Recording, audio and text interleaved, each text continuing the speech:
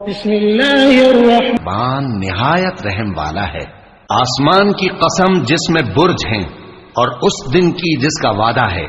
اور حاضر ہونے والے کی اور اس کی جس کے پاس حاضر ہوتے ہیں، کہ خندقوں والے ہلاک کر دیے گئے،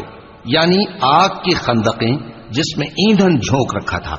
جبکہ وہ ان کے کناروں پر بیٹھے ہوئے تھے اور جو ظلم وہ اہل ایمان پر کر رہے تھے ان کا نظارہ کر رہے تھے،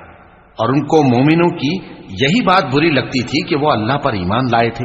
جو غالب ہے، سب خوبیوں والا ہے، جس کی آسمانوں اور زمین میں بادشاہی ہے،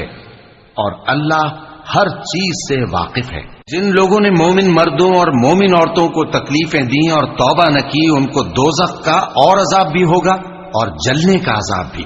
اور جو لوگ ایمان لائے اور نیک کام کرتے رہے ان کے لیے باغات ہیں جن کے نیچے نہریں بہ رہی ہیں، یہی بڑی کامیابی ہے۔ بے شک تمہارے پروردگار کی پکڑ